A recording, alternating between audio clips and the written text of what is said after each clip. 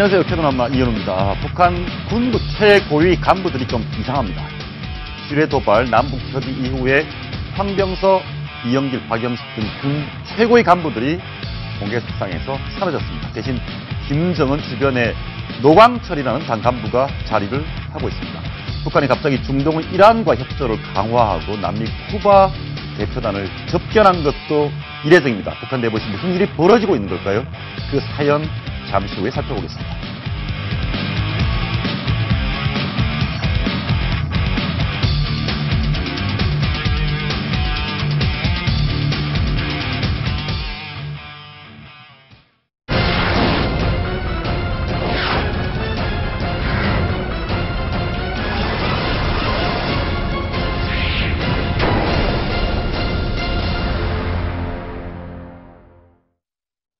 무박 2일의 마라톤 협상 끝에 다음 달 20일부터 26일까지 금강산에서 이산가족 상봉을 하기로 합의를 했습니다. 그런가 하면 북한군 간부들이 하나둘 공개석상에서 사라지는 이유 살펴보겠습니다. 고영환 전 북한 외교관 나오셨습니다. 어서 오십시오. 안녕하십니까.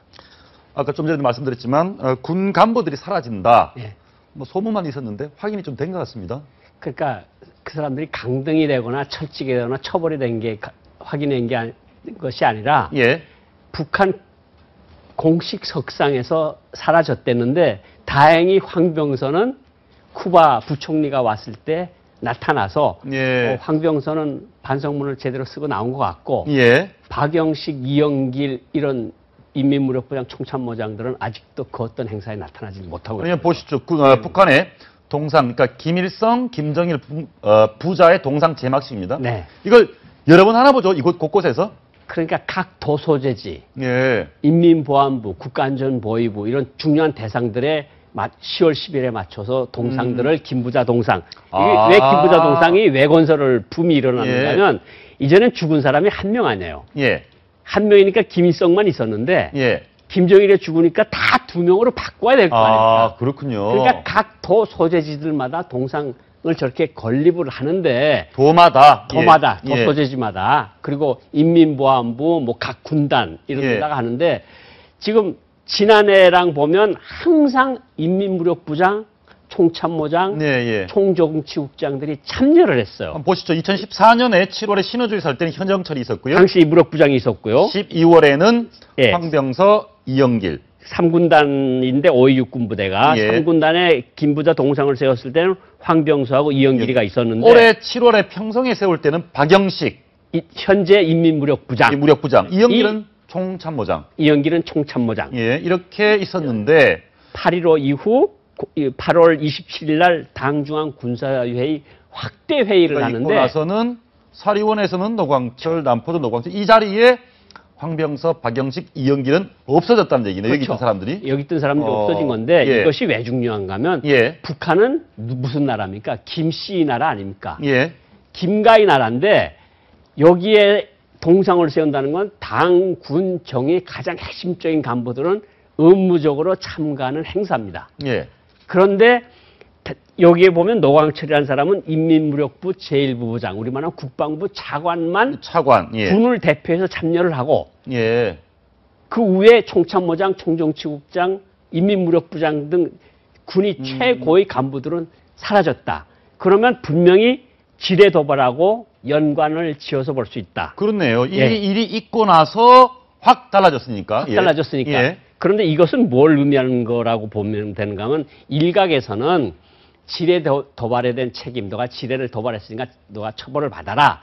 이렇게 말씀을 하시는 분들이 있는데 지뢰 도발하고는 아무 상관이 없고 지뢰 도발 이후에 전쟁 준비를 한다고 준전시 상태를 선포하고 군을 전쟁 준비로 한다고 쭉 군무력을 전개하다 보는데 이게 군부대 탱크도 제대로 움직이질 못하는 것도 나타나고 포부대도 견인차도 움직이질 못하고 그러니까 전쟁 준비를 왜 이따오식으로 했느냐. 물탱크 안에 기름이 들어있고. 기름탱크 안에 물이 들어가 있고. 이러니까. 기름탱크 안에 물탱크, 물이. 그러니까 그런 것들에 대한 책임을 지고 너네들이 도대체 어떻게 했느냐. 그래서 비판서를 쓴 거는 틀림없는 거로 보이고. 이 사람들이 자아 비판을 했다는 말씀이죠. 그렇죠. 비판을 했는데 지금 나타나는 거 봐야 되겠지만 적어도 별 하나 두 개는 떨어졌을 가능성들이 충분히 있고. 별 3개는 2개로, 2개는 하나로, 하나는 그렇죠. 없어지고. 하나는 대령으로 없어지든가.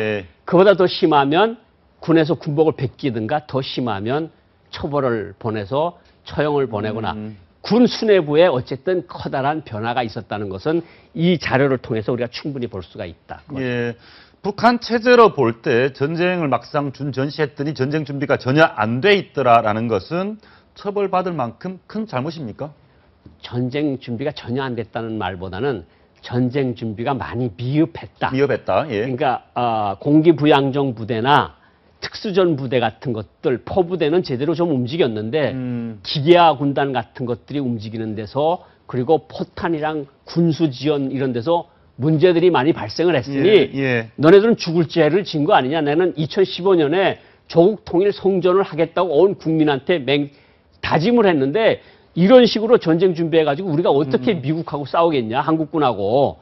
그러니까 그 책임을 지어서 너네 반성을 해라. 그래서 북한에서 반성문을 씌울 때 어떻게 하는 거면 처음부터 축청을 하는 거는 좀 드문 예외고 굉장히 대노했을 때 현영철이 같이 죽이는 거고 기본적으로는 반성문을 씌웁니다. 그래서 반성문을 보고 이놈이 제대로 반성을 하고 있구나. 고생도 반성문 쓰셨습니까? 반성문 많이 썼죠. 쓰셨어요? 많이 썼는데. 뭐라고 씁니까? 뭐 죽을 죄를 졌다고 하지 않으면 죽겠으니까 뭐 수령님의 권위를 훼손하고 뭐 수령님이 뭐 절대적 지시를 제대로 집행을 못했다고 이제 죽을 죄를 졌다고 이제 쓰는데 죽을 죄를 졌다고 하면 살려주는가 보죠. 그게 아주 감동적이죠. 읽는 사람이 김정은이가 읽는 사람이 이제 이놈 제대로 반성을 하고 있구나. 그러면 그냥 내버려 두고 당적 책보를 가해. 그러면 이제 엄중 경고, 우리말하면 견책, 뭐 3개월 감봉 이런 식으로 그런 것이 들어가는 거고. 고 선생님께서 반성문을 쓰셨을 때는 뭐 감동 잘 쓰셨습니까? 결과가 어떻게 나왔습니까? 저는 옛날에 제가 관할하고 있던 대사관에서 사고가 생겼는데 그거를 보고하는 과정에서 대사관이 저를 속였고 제가 결국은 김일성이를 속인 것처럼 돼가지고 김영남이가 모두 나와라. 그래서 모였어요. 김영남이가 당증을 다 벗어놓으라. 그래서 당원증을 다 벗어도 놨어요. 이제부터 과장도 아니고 당원도 아니다. 집에 가 기다려. 집에 못 가고 사무실에서 밤을 샜는데 반성문을 잘 썼으니까 그 김정일 장군님이 보고 내 이번만 용서해 줄게. 그냥 다 복귀시켜. 그래서 그 다음 날로 복귀가 된 일도 있거든요. 그때 24시간이 정말 촌각을 다투는 내가 이제 죽었구나 아니면 탄광에 갔구나 이런 생각을 하게 만드는 거죠. 근데 이번에 나타난 이 노광철이라는 사람은 어떤 사람입니까? 노광철이가 송찬이라는 인민무력부 제1부부장이 있었는데 여기로 말하면 국방부 제1차관인데 송찬이라는 사람도 작년도에 임명된 사람인데 그 사람도 또 사라졌어요. 그 사람이 지금 숙청됐는지 처형됐는지 어쨌든 없어졌고 새로 나타난 사람인데 알려지지 않은 인물입니다.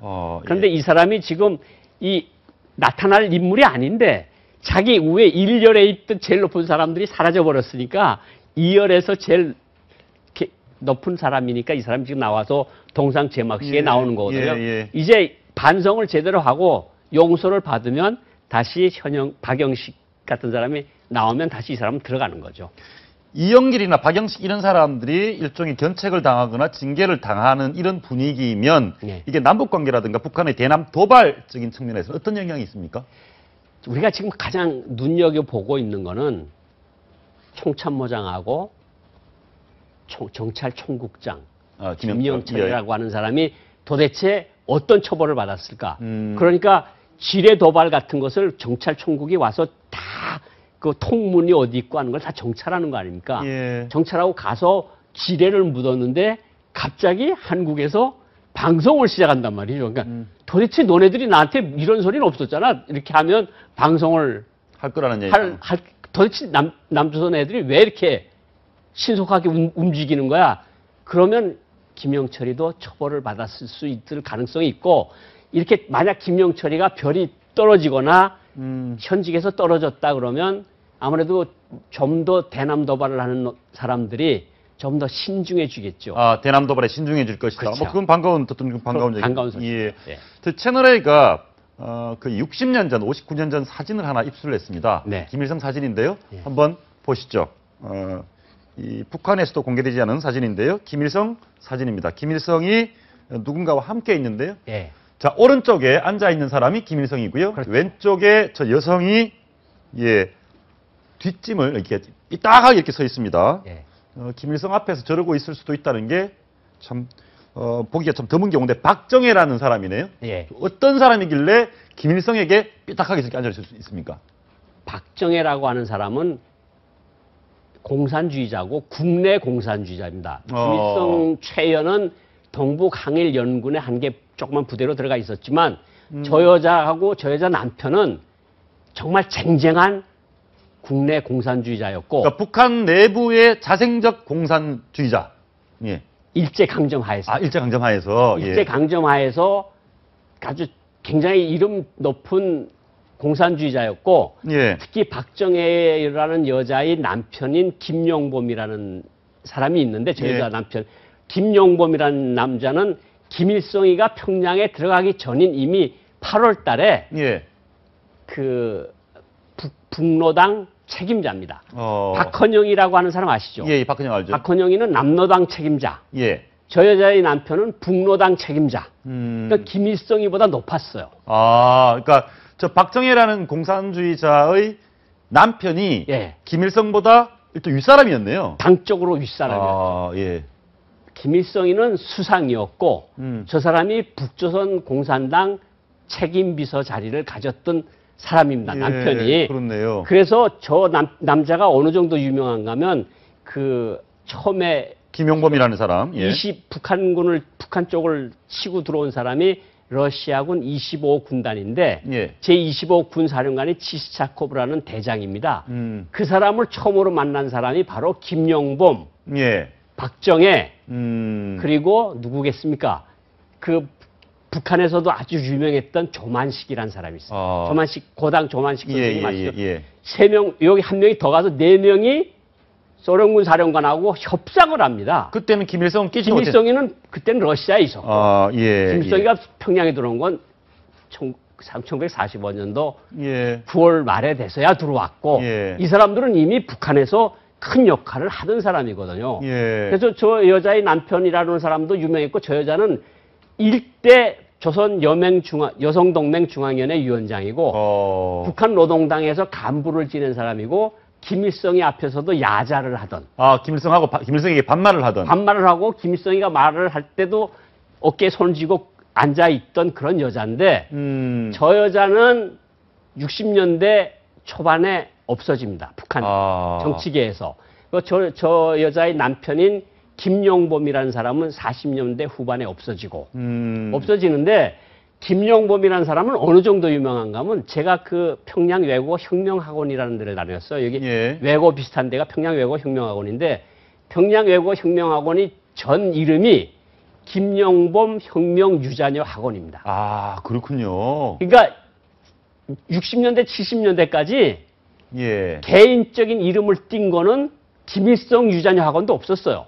김용범이 김용범 유자녀 학원만 있었어요. 그렇게 유명했던 사람이 60년대에 들어와서 이름이 싹 다 사라지고 결국은 북한 사람들이 기억 속에서 없어집니다. 그러니까 저 사람들을 모르는 북한 사람들이 참으로 많은데 저희들은 외고 학원이라는 특수한 학원을 다니면서 박정혜가 누구고 김용범이 누군지를 알았죠. 근데 정말 1945년도 그때 당시에 건국을 할 때 굉장히 큰 역할을 했던 주요한 인물들이죠. 저런 인물. 김일성이한테 밀려나서 김일성이가 국내파를 다 숙청을 합니다. 그래서 김일성 빨치산 파만 지금 주력으로 올라와서 지금까지 있는 거거든요. 저 사람들은 이미 다 정치적으로 숙청이 된 상황이죠. 근데 이제 보면 이제 그러니까 본인에게 경쟁 대상이 될 만한 사람들은 다 김일성이가 숙청을 다 해버렸는데. 박정혜 씨가 이렇게 삐딱하게 있는 자리 옆자리에 최연이라는 사람이 있지 않습니까? 근데 최연은 대대손손 영화를 누리고 있지 않습니까? 최연이라고 하는 사람은 김일성이하고 같이 동북항일연군에 같이 있었던 뒤에 있는 최연의 일가족은 잘 살고 박정혜 씨는 최령의 아버지이기도 한데 그냥 북한 사람들한테 알려진 것만 이야기를 하면 최현은 싸우긴 잘 싸우는데 굉장히 무식하다는 말이 많았어요. 그러니까 욕심이 없고 그냥 김일성이 하라는 대로 하다 나니까 끝까지 살아남았고 그 아들도 지금 3대 김씨를 모시면서 여기까지 오는 거죠. 그러니까 북한에서 최령이가 잘난 척하면 뭔가 튀어나오면 무조건 숙청되는 저기가 거고. 이제 최현. 최현입니다. 최현, 예. 김일성이 가장 가까운 혁명 동지라고 할 수 있죠. 예, 결국은 북한에서는 김씨 일가의 경쟁 상대가 되기보다는 뭐 조금 무식하더라도 맹목적 충성을 바치는 사람만이 우직하게 충성스러운 사람. 예. 네. 그런 최룡해도 또 모르지 않습니까? 어떻게 처형이 될지. 최룡해도 지금 김정은 앞에서는 박수 치는 것도 아주 물개 박수를 치고 예. 웃는 것도 입을 가리고 웃거든요. 박정희 같은 경우는 60년 전에 자기 할아버지 김일성하고 같이 야자하고 손도 이렇게 어깨에다 삐딱하게 서 있고 그랬는데 지금은 용납이 안 된다고죠. 아, 예. 그러니까 지금은 예. 웃는 것도 박수, 장성택이 박수 건성건성 치다가 고모부가 날아간 거 아닙니까? 결국은 지금 상황이, 평양 상황이 60년 전에 그 동지적 유대 관계가 다 끊어져가지고 지금 그냥 독재적 분위기만 휩쓸고 있다. 예, 오늘날 북한을 단면을 보여주는 것 같습니다. 그런데 북한 김정은 정권이 갑자기 이란과 친해지려고 한다. 예. 이란은 중동에 있는 꽤 큰 나라고 한때 핵 개발을 했었고 그런데 서방 세계와 협의하에서 핵을 포기한 나라가 이란인데 갑자기 북한이 이란과 친해지려는 이유는 뭡니까? 이란하고는 예. 이미 오래전부터 일정한 관계는 계속 유지해 왔어요. 예. 그래서 이란에 미사일을 판매를 하고 미사일 기술을 줘서 이란에서 만드는 미사일 원천 기술이 북한 겁니다. 아, 북한이 이란에 미사일을 수출했군요. 예. 그런데 지금 이란이 그 핵 문제에서 좀 해결이 되면서 경제적으로 좀 부흥을 하면서 기름을 팔기 시작하는데 북한이 거기에 가서 붙어서 기름을 우리한테 달라. 아, 북한 이란한테 기름을 달라? 예. 그런데 북한에 조금 문제가 있는 것이 뭐냐면 이란에서 가져온 기름이 일정한 정도 있어요. 근데 그 기름을 미사일로 상쇄하고도 아직 이란에 빚이 많아요. 아, 그렇군요. 그래서 평양에 있는 이란 대사관을 북한 사람들이 그 돈으로 지어준 겁니다. 자기네 돈으로 지어줬고 땅도 자기네 돈으로 사줬는데 지금 중국하고 중국하고 관계가 나빠지니까 북한이 석유 다변화를 꾀하면서 그래 중국하고 안 하면 우리 이란하고 석유를 들여올 거야. 지금 말은 이렇게 하는데 그래서 이란하고 관계를 급격히 강화시키려고 하고 이란하고 석유 부문에서의 협조를 강하겠다. 이렇게 나오는 건데 북한에 큰 배가 없어요. 아, 이란에서 원유를 줘도 실어올 배가 없군요. 그러니까 5,000톤짜리, 10,000톤짜리는 있는데 그게 수지가 잘 안 맞거든요. 그리고 큰 배를 빌리려면 빌리는데 돈이 또 엄청 들어가니까 저것도 말은 그렇지 쉽진 않을 겁니다. 제가 보건데 김정은이가 화를 많이 내니까 그러면 중국에서 기름이 안 들어올 수도 있고 그러니까 우리가 이란으로 원유 공급 체계를 다변화하겠습니다.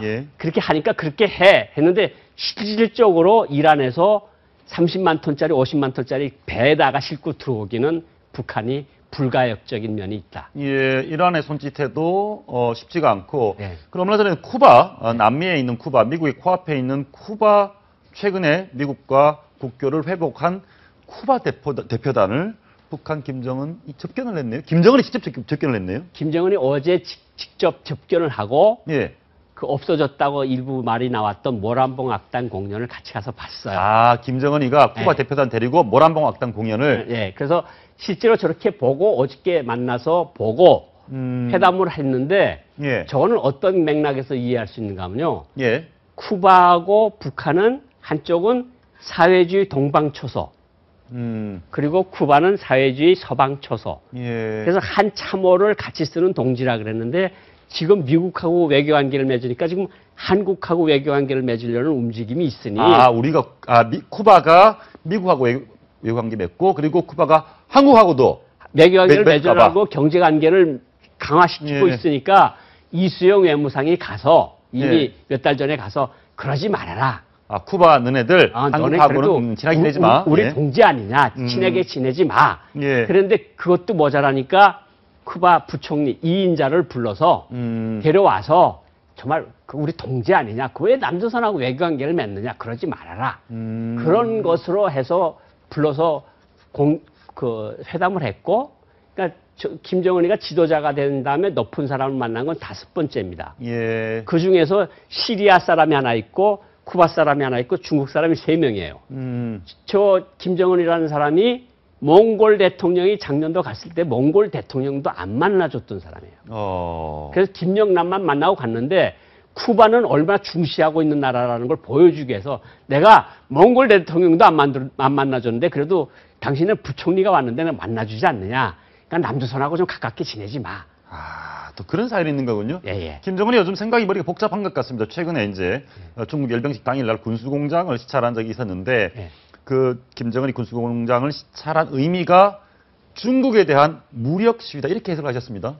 그러니까 이 김정은이가 군수품 공장을 압록강 바로 건너편에 있는 신의주 정밀기계 공장이라고 이름을 붙인 군수품 공장을 갔는데 시계가 사진에 찍혔어요. 저기 있네요, 시계. 손목시계. 저게 11시 15분에서 20분 사이를 가르칩니다.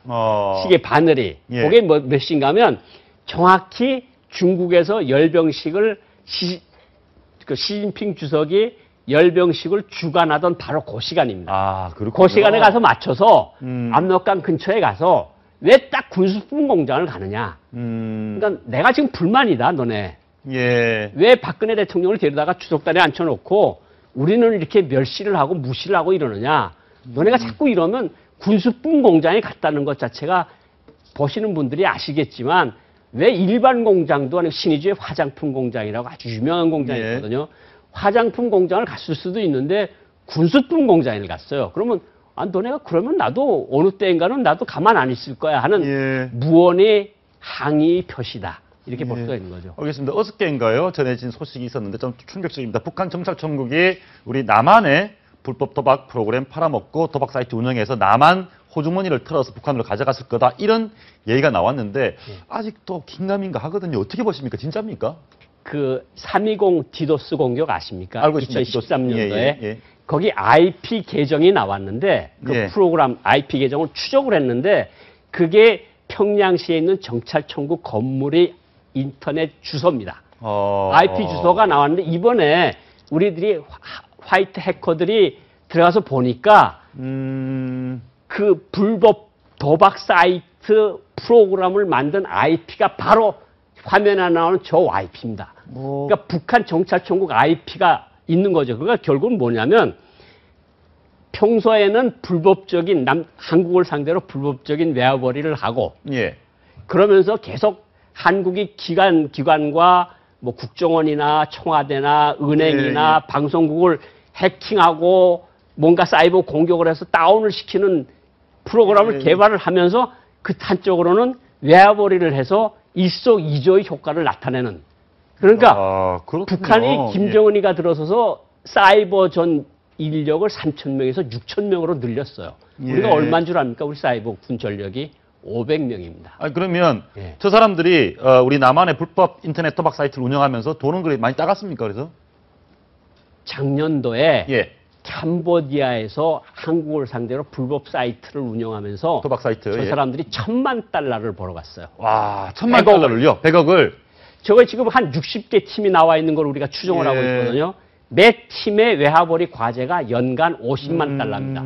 그러면 60개면 3,000만 달러의 돈을 한국에서 빼가고 있다는 소리예요. 한국에서 인터넷 도박해가지고 300억을 빼갔다. 100억을 빼갔고 300억을 1년에 과제로 할당을 해서 가지고 가고 있는데 지금 우리는 뭐냐면 3,000명 대 500명.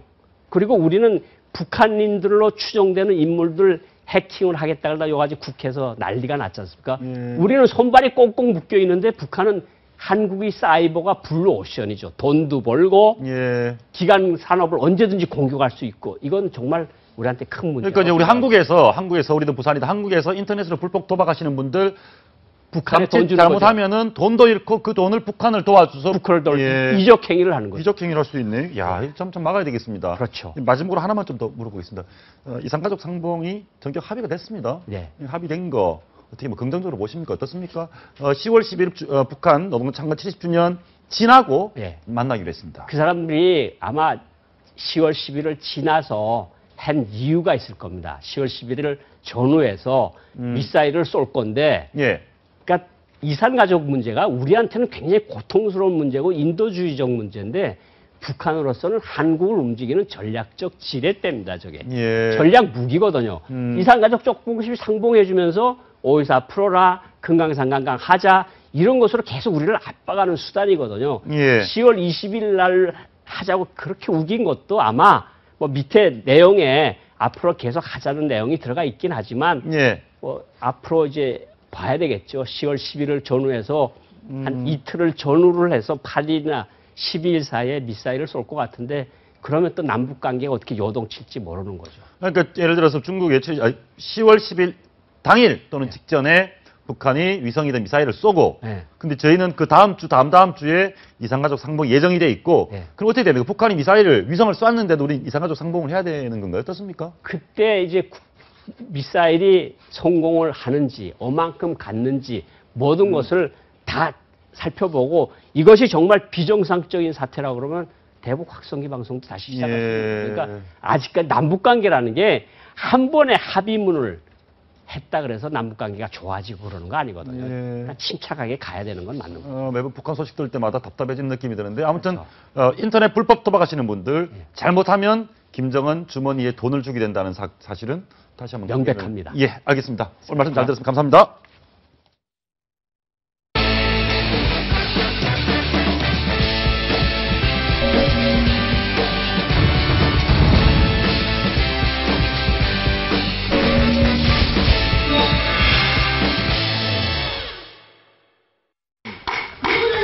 야! 오전이 광고를 얘기하는데 뭐라고 무슨 말? 한 마리?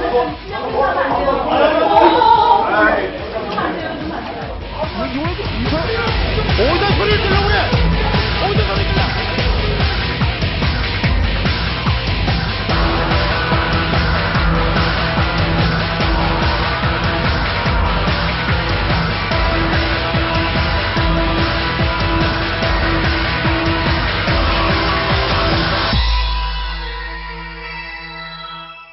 네, 국정감사 증인 채택 문제를 놓고 여당 정우택 위원장과 야당 강기정 의원이 심한 말싸움을 벌였습니다. 11살이나 많은데 반말하면 어떠냐 이런 고성이 오갔고요. 몸싸움 일보 직전까지 갔습니다. 윤영걸 전 내경락권 대표, 신지호 전 국회의원, 김성욱 한국자유연합 대표와 함께 짚어보겠습니다. 어서 오십시오.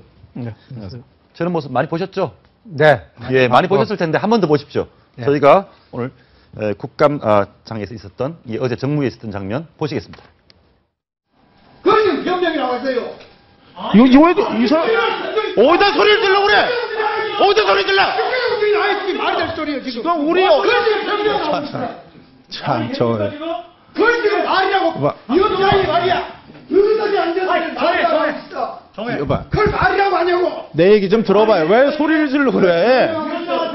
여당 의원들의 생각이 이렇다는 걸 얘기하는데 무슨 여당 의원들의 생각이 이렇다는 걸 국회를 대변하고 있는 정무위를. 여기서 여당 위원장님이시니까 그런 게 아니잖아요. 여당 의원들 왜 가만히 있어? 이거 가만히 듣고 있어 이런 소리를. 정의하세요. 정의하세요, 위원장님. 야당 의원이 이런 소리를 하는데 가만히 듣고 있어요. 정의하세요, 위원장님. 아니 정무위원회가 혼자만 있는 거예요 지금? 정의하세요. 위원장만 있어요 그러면 여기가. 내가 언제 나만 있다 그래서 위원장이 좋아하는 증인은 다 채택하고 말이야. 자, 정의하겠습니다. 위원장이 좋아하는 증인. 야! 오전이 광고를 얘기하는데 함부로 뭐라고 무슨 말?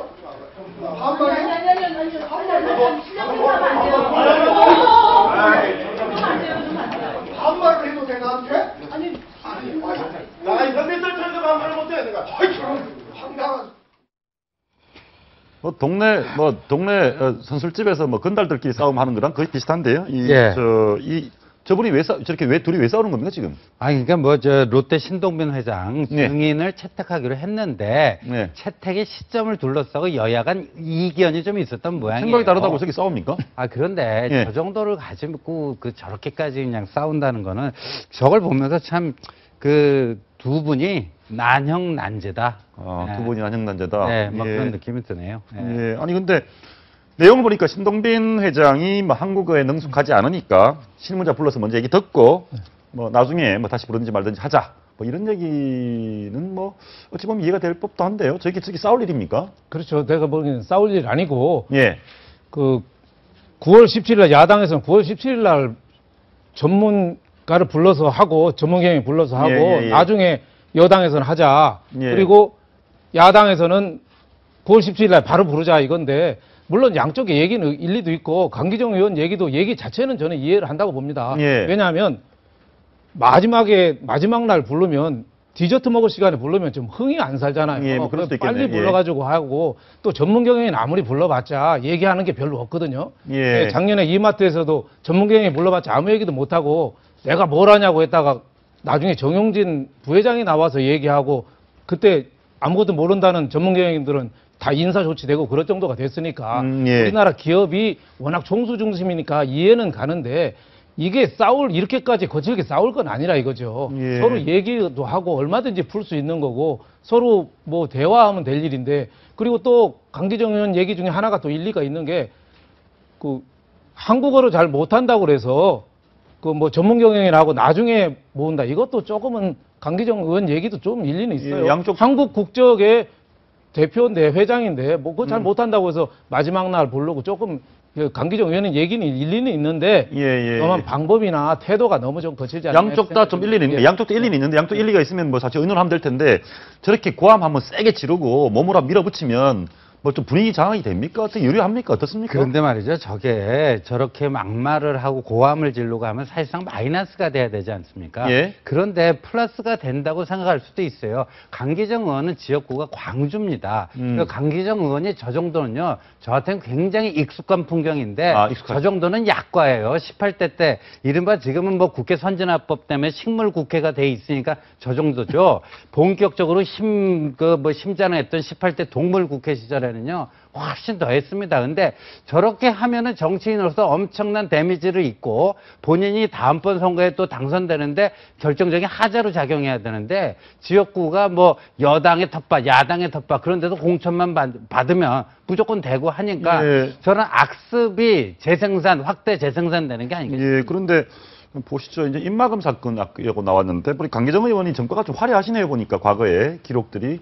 강기정, 권경석, 입을 막네요. 왜 저럽니까, 그러니까 저거는 이제 2008년 당시에 행정안전위원회 저도 소속이었습니다. 근데 저 법안소위원회에서 법안소위원장인 한나라당의 권경석 의원이 회의를 진행하려고 하니까 개회 선언이라든가 회의 진행을 위해서 입을 띄어야 될 거 아니에요. 그거를 저렇게 해갖고 억지로 입을 강제로 틀어막고요. 심지어 저거 보세요. 저게 그 당시에 뭐 진짜 성폭행 아니냐 그런 얘기까지 나오기도 했거든요. 왜냐하면 자기 입으로 본인의 입으로 권경석 의원의 입을 갖다 대고 틀어막으려고 하는 그런 행위까지 해가지고 입으로 틀어막아요? 그러니까 저기 뭐 정상적인 어떤 뭐 국회의원을 떠나서 정상적인 인간이라면 하기 힘든 아주 기행을 그때 해가지고 다들 그냥 깜짝 놀랐죠. 아니 저런 일 하면 일종의 폭행 아닌가요? 저건 근데 넘어갑니까? 그때 국회 윤리특별위원회에서 문제가 됐었죠. 일단 국회 윤리 규정이 있습니다. 2조에 보면 품위유지 의무가 있는데 이번 건도 그렇지만 예전에도 품위유지 의무 어긋난 거고요. 국회법 145조부터 여러 가지 건들이 입원돼서고 뭐 거기에 당시에 뭐 피해를 입으셨던 신지호 전 의원도 여기 계시고요. 근데 이제 이런 문제들이 한국 국회가 좌파건 우파건 간에 보수건 진보건 간에 공통적인 정체성이 있다는 겁니다. 이 국회의 정체성이 저질이라는 거죠. 수준이 너무 낮고 그러다 보니까 막말 욕설 저렇게 나오고 있고 근데 이런 악습이 동물국회 때나 식물국회 때나 계속 되풀이되고 있다는 게 이게 정말 국민들이 저기 궁금한 게 신지호 의원님 당시 현역 의원님이실 때 저 강기정 의원이 신지호 의원님을 모욕한 혐의로 벌금까지 받았네요. 그러니까 이제 아까 권경석 의원을 향해서 돌진해갖고 이제 입을 막고 물리력을 행사하려고 그러니까 제가 뒤에서 이렇게 껴안았습니다. 이러시지 말라. 이러시지 말라. 국회의원이 이러시면 되느냐 하고 껴안았더니 이제 뒤에서 만류하는 저를 향해서 XXX야. 다 뭐로. 저 뒤에서 이제 신지호 의원이 좀 말리려고 하고 있는데 그래가지고 저한테 그냥 XXXX야 그냥 4글자인데요. 차례 반복을 하고. XXXX를 여러 차례 반복을. 여러 차례 반복하고. XXX 곱하기를 계속 하셨네. 야, 심지어 하고 XXXX야. 이거를 한 10차례 가까이 반복을 했습니다. 그래갖고 그 당시 속기사가 다 속기록을 작성하지 않습니까? 예. 저기 이제, 그러니까 거기도 또 그대로 나와요. 그대로 나오고 그래갖고, 아, 저건 진짜 해도 너무한 거다 해가지고, 우리 저희 당에서 그때 대책회의를 하니까, 이거는 모욕죄니까, 근데 모욕죄는 친고죄니까 피해자가 직접 고소를 안 하면 안 된다. 예. 해가지고 이제 고소를 제가 그때 그냥 했죠. 예.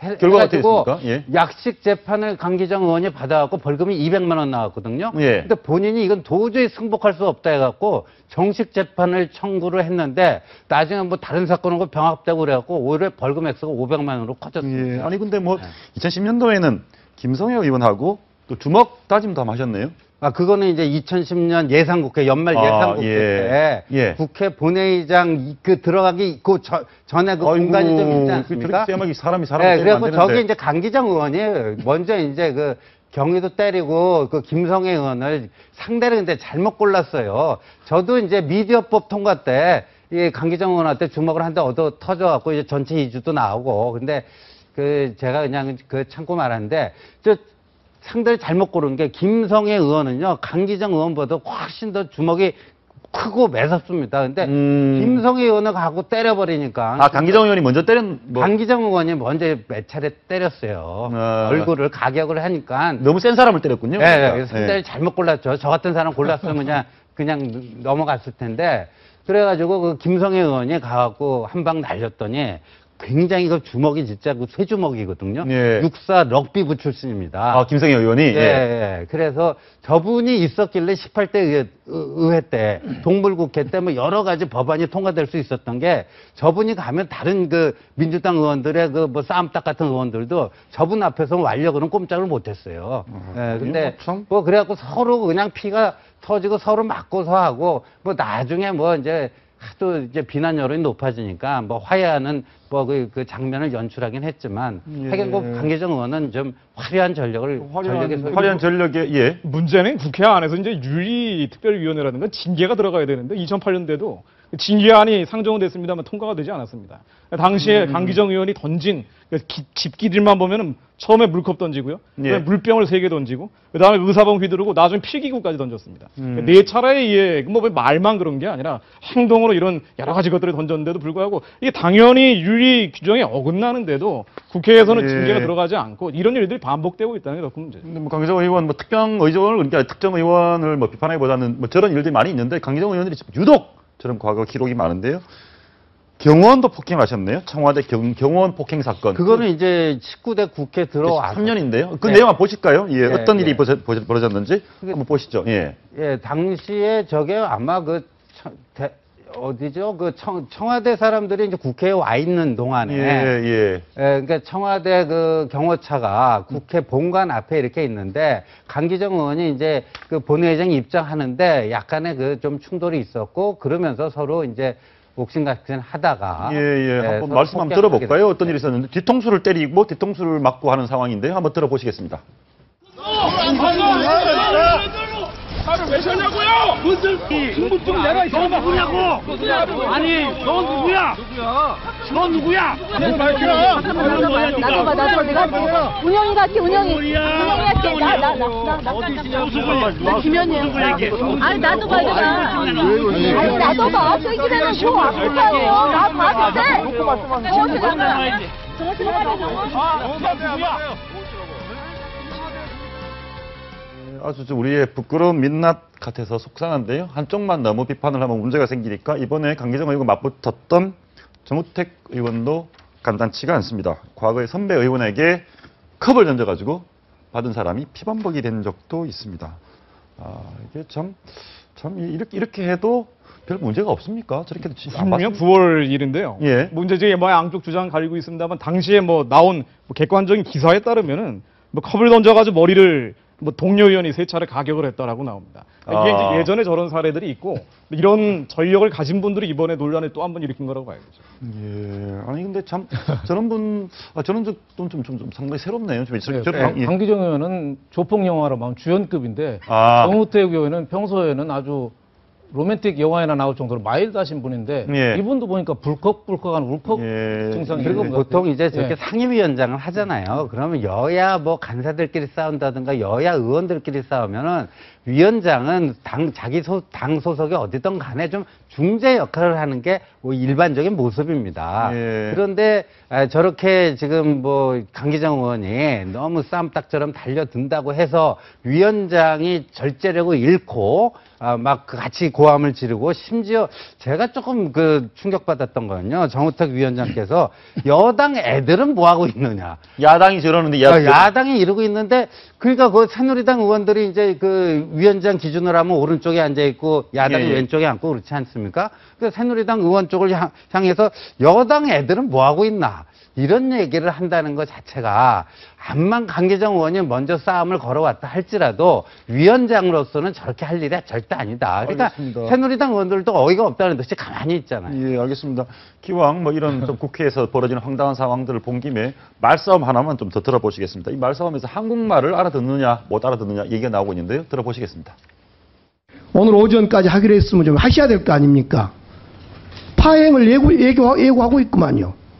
나가세요. 하기 싫으면 위원장 차로 내놓고 나가시고. 그렇게 하십니까? 무슨 말씀이 몰라요? 한글을 못 알아먹어요? 네? 제가 기회를 이 부분만 한번 더 짚어보겠습니다. 저런 부분, 특정인은 아니라 여러분들이 나오셨는데 저런 분들이 공천 받을 때는 문제 없습니까? 요즘 보니까 뭐 공천할 때 옛날에 뭐 막말이나 사고 뭐 정과 이런 분들 뭐 감점 준다고 하던데 상관없었습니까? 과거에는? 그러니까 그거는 당에서 어떤 기준을 가지고 공천을 하는가 하는 건데요.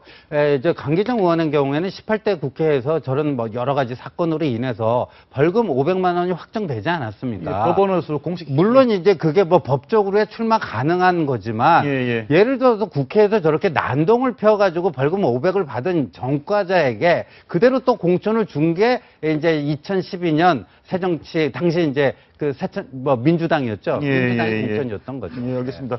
이번 사단 자체가 원래는 이제 국감 정인을 누구 부르느냐 마느냐 때문인데 정인 나와야 되는데 안 오려고 버티는 분들도 문제지만 나와서 13시간 기다렸다가 13초 얘기하고 가시는 분들도 있고 왜 그렇게 많이 부르고 싶으세요? 국회의 악습인데 이제 국정감사라는 거게 일종의 쇼입니다. 정치 쇼가 돼버렸어요. 쇼다. 그러니까 뭐 보여주기식. 그러니까 이를테면 이 방송이나 신문에 사진 한 컷, 자기 얼굴 들어가는 사진 한 컷이 찍힐 수 있는 뭔가 자극적인 뭐 장면을 하나 연출할 수 있는가 없는가. 그러니까 이를테면 롯데 신동빈 회장을 증인으로 출석해놓고 거기에 대해서 뭔가 세게 따지는 아무개 의원의 모습 이렇게 해가지고 그게 사진이 딱 나오면 본인은 뜬다고 생각하는 거예요. 질의 내용이 얼마만큼 충실하건 뭐 하건 간에 이게 일종의 국정감사가 정치 쇼로 변질된 지가 꽤 됩니다. 그런데 저는요 이 차제에 국정감사라는 것 자체가요 없어져야 됩니다. 무슨 얘기인 거 아니?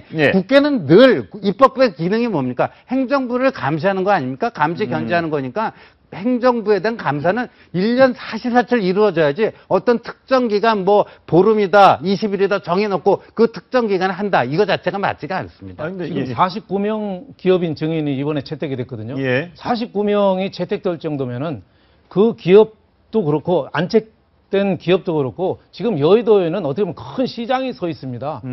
기업은 총력을 다해서 어떻게든지 증인에 빼려고 그러고 신동빈 회장같이 일단 들어간 데는 어떻게든지 뒤로 이렇게 빼려고 하는 큰 시장이 서 있는데 하려면은 제대로 좀 깊이 있게 해야 되는데 이노근 의원이 보면은 자료를 보면은 5분 질문 시간이 5분 미만이 76%, 신문을 아예 안 한 증인이 12%, 또 2013년에는 31명이 증인이 왔다가 한마디도 안 하고 그냥 갔다고. 아니, 불러놓고 왜 말을 안 시킵니까? 그러니까 아까 13시간 기다려서 13초 대답했다는 사례가 2014년도, 그러니까 작년 10월 달에 나온 사례인데요. 강남은 홈앤쇼핑 대표이사 불러다 놓고 아침 10시에 불러가지고 저녁 11시 32분에 이 13초 대답하고 가버린 겁니다. 근데 이런 사례가 너무 많다는 거죠. 중간에 밥은 줍니까? 그러니까 점심시간 때 국회의원들이 밥 먹을 시간에 각자 증인들은 알아서 먹어요. 알아서 먹어야 돼요? 알아서 먹고 이제 부를 때까지 기다려야 되니까. 그러니까 어떤 경우에는 한마디도 물어보지 않으니까 나중에 끝날 때 제발 저한테 한마디라도 좀 질문 좀 해주십시오 하고 그걸 호소한 증인도 있었고요. 그다음에 요새 뭐가 또 안 좋은 게 생기냐면요. 출판 기념회가 사실상 금지되니까 의원들의 정치자금 조달 할 수 있는 그게 말라버린 거 아닙니까? 그러니까 증인 채택 뭐 이런 거 가지고요. 기업인들 부르고 그러니까 그거를 내가 부를 듯 하면서 뭐 그럼 그 기업의 그 대관 업무 담당자가 찾아와서 의원님 우리 회장님 부르시면 제가 입장이 곤란해집니다. 좀 봐주십시오. 이럴 거 아니에요. 그러면 은근히 그거 가지고 또 뒷거래를 할 수도 있습니다. 우리 지역구에 이런 민원사항이 있는데 그것 좀 와서 알아서 해결해주면 내가 하여간 증인 채택 힘써보겠다. 이런 식의 아주 안 좋은 그러니까 증인 채택이 정말 자기 국정감사에 충실하기 위해서 하는 그 본연의 목적과는 어긋나는 보여주기 쇼라든가 뭐 그런 뭐 일종의 딜을 하기 위한 수단이라든가 뭐 이렇게 변질돼 버렸죠. 이 고비용 저효율 단적으로 나타낸 숫자 하나가 19대 국회 때 13억의 비용이 들어갔다라고 합니다. 13억. 근데 이게 하루로 따지면은 작년에 13일 했고 그 작년에 13일 했기 때문에 하루에 1억씩 들어간 겁니다. 이 정도로 많은 비용이 들어가는데 비해서 과연 어느 정도 효율을 내고 있느냐.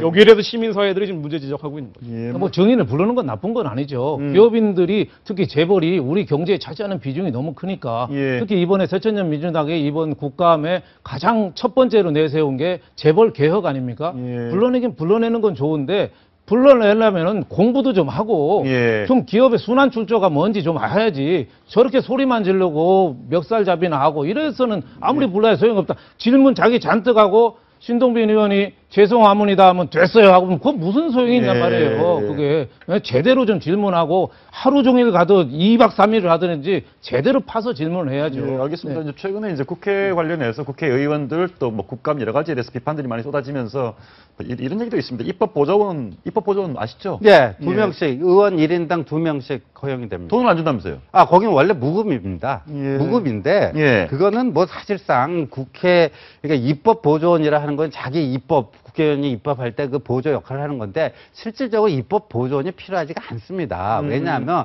국회에 입법조사처라고 하는 국회의 공식적인 기관이 있습니다. 그래서 무슨 입법을 할 때 이게 비슷한 전례에 어떤 것들이 있는지 이게 입법하고자 하는 것들이 이게 법리적으로 말이 되는지 안 되는지는요. 입법조사처에 의뢰를 하면 거기서 전문가들이 다 검토해서 줍니다. 그러니까 입법보조원이라는 게 별로 그 본연의 말 그대로 거기 취지에는 필요가 없는데 그러니까 사실상 자기의 뭐라고 그래요.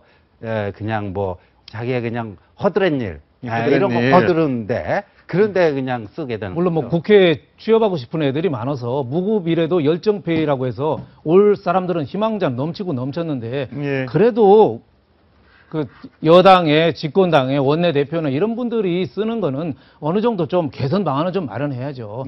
아프니까 청춘이다가 아니라 아프면 환자죠. 환자죠. 젊은 사람들의 폐기를 어째 공짜로 합니까? 힘들어서 공부시켰는데. 일종의 이제 뭐 사전 연습 같은 인턴 같은 개념인데 별 필요도 없고 허례의식이고 이렇다면 바꾸는 게 맞을 것 같습니다.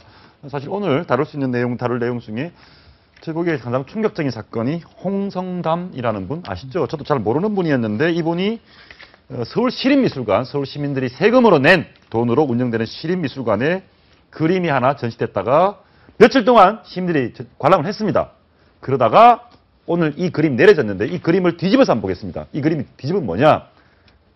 저 그림을 보면 어떤 그림이라고 생각하십니까? 오른쪽 회전한 그림을 한번 보겠습니다. 김기종 리퍼트 주한미 대사를 테러했던 테러 장면을 그린 그림입니다. 회전한 화면을 자세히 좀 봤으면 좋겠는데요.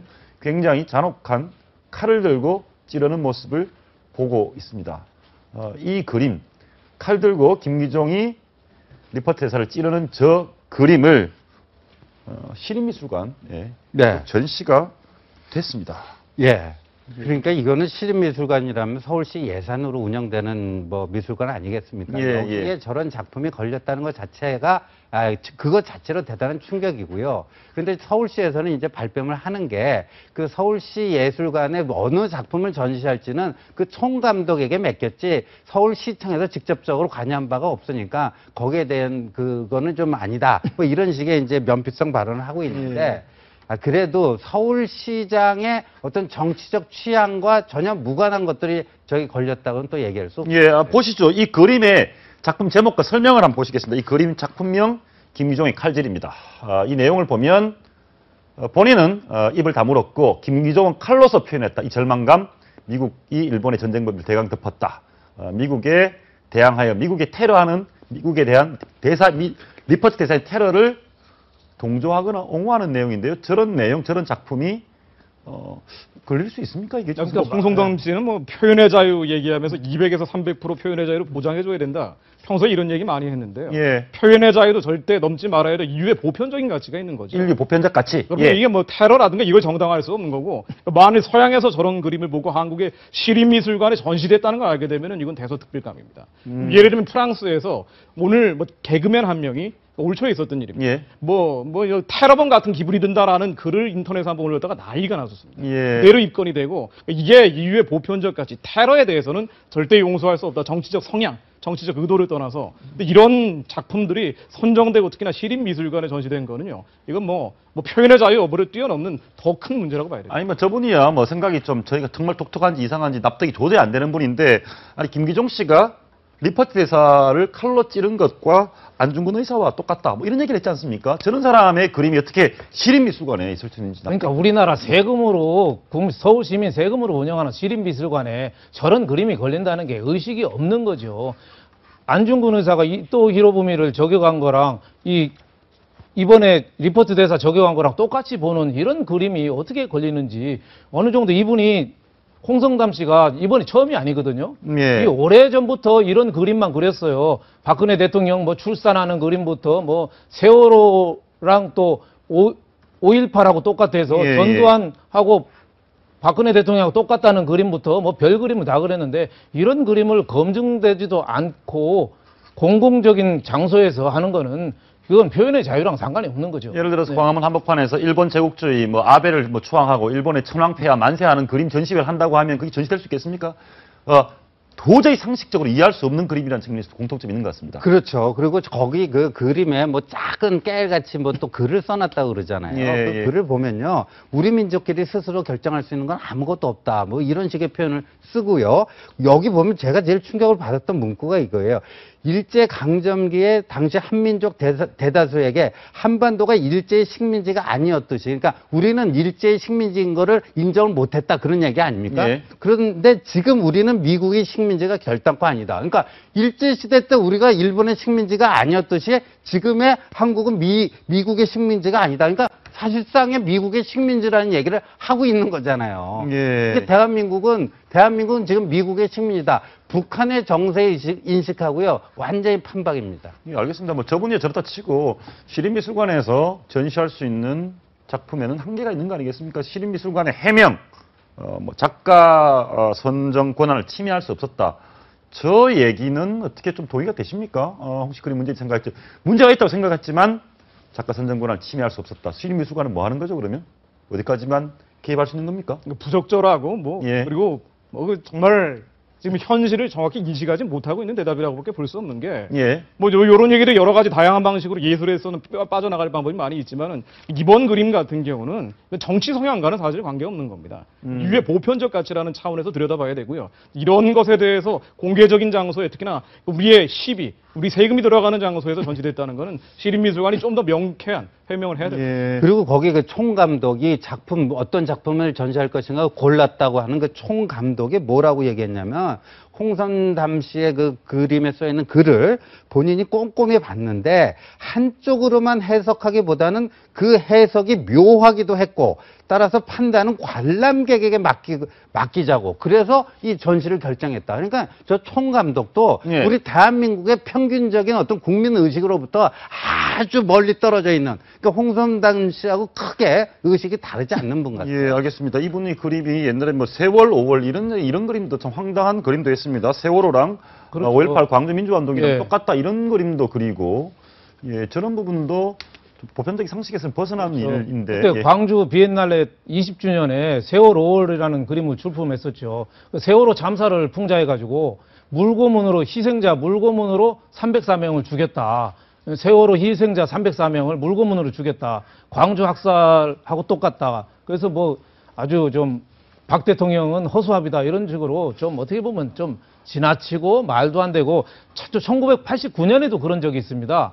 그 평양에서 열린 청년 학생 추천 거기에도 민족해방운동사 그림을 또 그려가지고 그때도 또 형을 받은 적이 있어요. 그러니까 이런 분들 작가를 그림을 작가 고유의 뭐 창의력이니 이래가지고 거는 거는 사실 말이 안 돼요. 그런데 박원순 시장께서요, 이거를 그냥 그 총감독한테 다 모든 권한을 이름을 했다. 이렇게 하고 발뺌을 할 수 있는 문제가 아니에요. 왜냐하면 박원순 시장이 바로 저런 분들하고 과거에 활동을 같이 했던 전력이 있기 때문에 그런 점에서 이런 점에 대해서 최소한 유감 표명이라도 해야 되죠. 유감 표명? 그렇죠? 우리 서울 시민의 혈세로 운영되는 미술관에서 이토록 부적절한 작품이 게시되는 거에 있어서 본인이 그 결정 과정에 관여하지는 않았지만 결과적으로 이렇게 해갖고 많은 무리를 일으킨 데 대해서 최소한의 유감 표명을 해야 되지 않겠습니까? 하나만 좀 물어보겠습니다. 제가 좀 궁금한 게 저는 어이없는 인류의 보편적 상식에 반하는 저런 그림들이 버젓이 전시되는 이런 전시 공간, 어떤 활동 영역이 대한민국에 끊임없이 생기고 있고 저런 분들이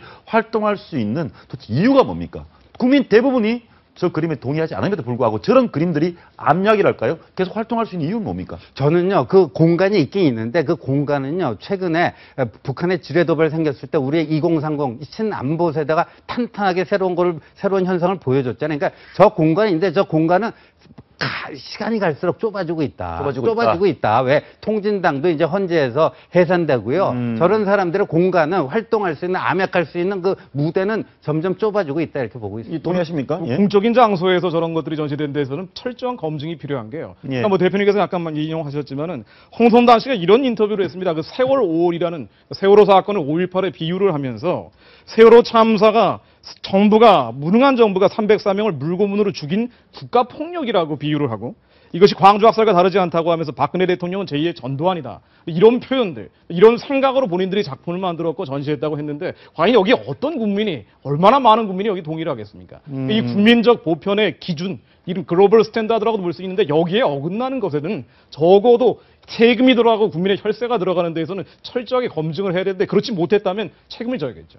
책임을 져야 된다. 그 말로 책임이라는 단어 굉장히 귀에 와닿는 중요한 그렇죠. 박원순 시장이 자기 아들 병역 문제 갖고 매일 1인 시위하는 사람한테 지금 형사 고발했거든요.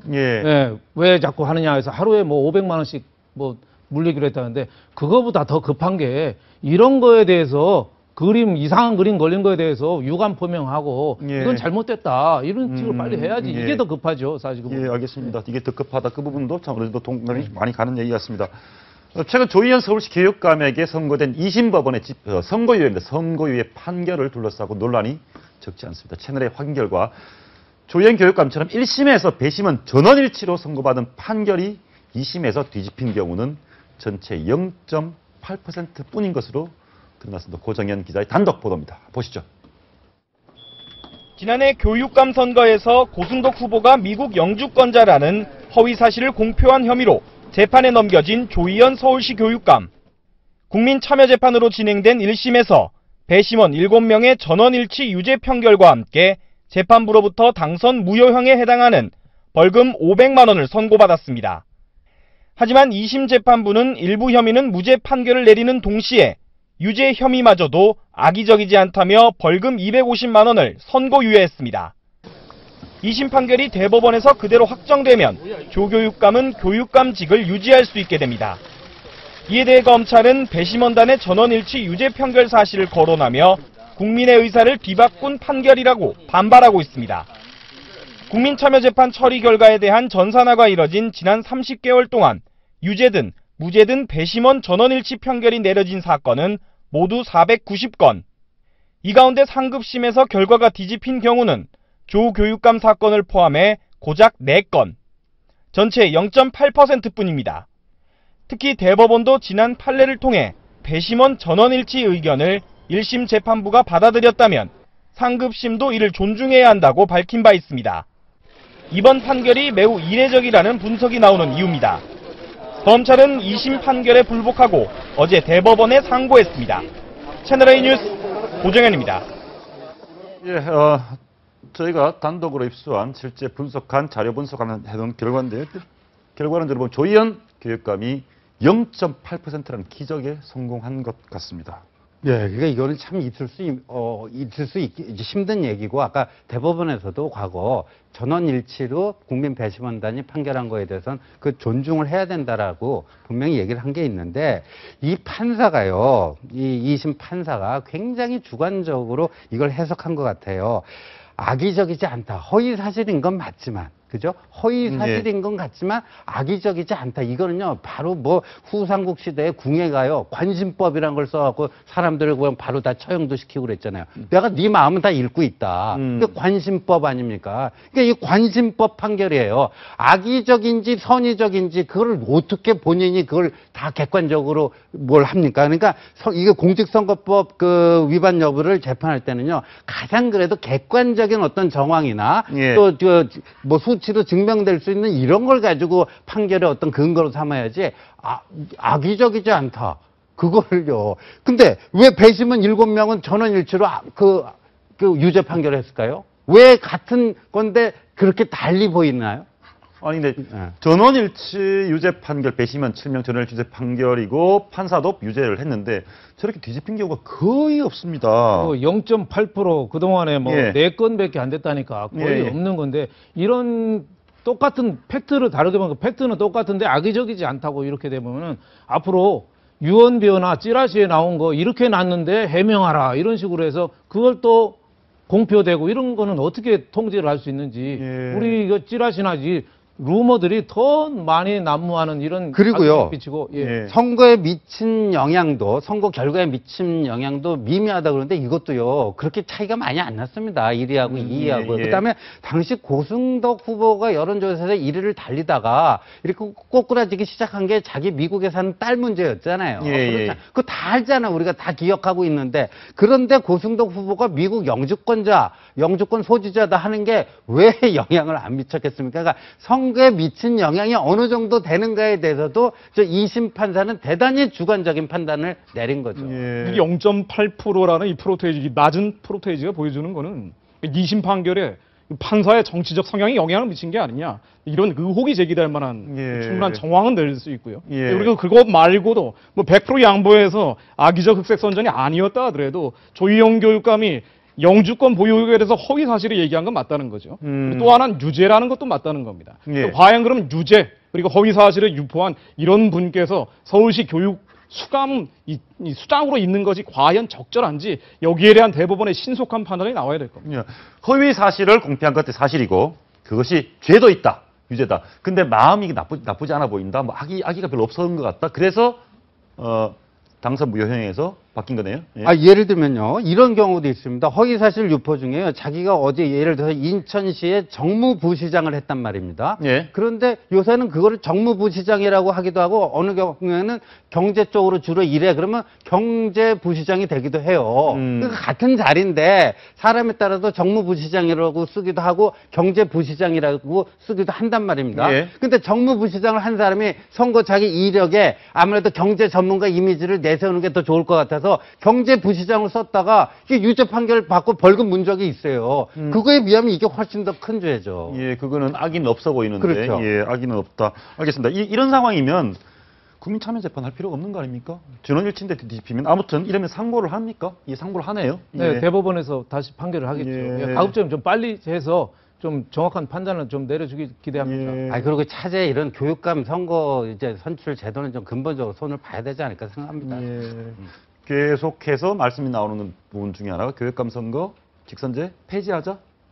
저는 그렇게 하는 게, 그리고 일반 행정으로 통폐합하고 교육감이 이렇게 직선제로 선출하는 제대로 된 선진국가는 대한민국밖에 없습니다. 그리고 지금까지 교육감들이 계속 법률 문제로 뭐 당선 무효용부터 해서 계속 왔다 갔다 하지 않았습니까, 감옥을? 이런 문제, 과연 이렇게 고비용, 그리고 역시 저효율인데 법률 문제까지 계속 발생하는 교육감 선거를 해야 되느냐, 근본적인 문제 제기를 안 할 수가 없고요.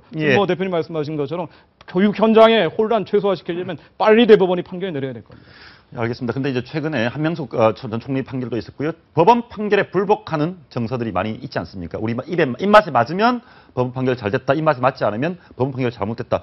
법원 자체도 흔들리고 있는 국민들이 신뢰하지 않는 이런 상황은 우려할 상황 아닙니까? 어쨌든 판결이 났으면 존중해야 되는 거 아니겠습니까? 예, 일단 존중을 해야 되는데 이제 대법원 같은 지금 대법원도에 할 말이 없는 게 한명수 전 총리 사건을 5년 이상 끌었다는 건요. 그건 대법원의 사실상의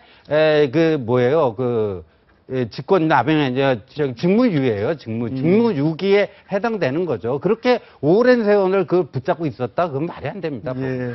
그 말씀 들어보면 법원이라든가 이 법원의 일부 판사들이 스스로 법원의 판결을 존중하지 못하게 만드는 사회 분위기에 원인 제공을 했다. 이런 지적도 할 수 있겠습니까? 네, 그렇죠. 그리고 단독재판부 개성 문제 나왔던 거고요. 신뢰도가 왜 떨어지고 있는가? 판사들 스스로 이걸 신뢰를 떨어뜨리고 있다는 여러 가지 문제 제기 있습니다. 그런데 이거를 회복하기 위해서는 사건, 쟁점이 되는 사안 하나하나가 발생할 때마다 신속하게 그리고 법에 의해서 기존의 판례에 입각한 판결이 나와줘야 된다는 거고요. 이번 판결도 대법원이 왜 빨리 판결을 내려야 되느냐? 지금 나오고 있는 여러 가지 논란들, 조희연 교육감께서 이 학교를 이념의 실험장으로 만들고 있다. 이것 말고도 많은 논란들이 계속되고 있기 때문에 여기에 대한 빠른 판단이 아마 이 모든 문제의 실마리가 아닌가 생각합니다. 대법원의 가이드라인이 있어요. 공직선거법 위반으로 재판에 회부되게 되면요.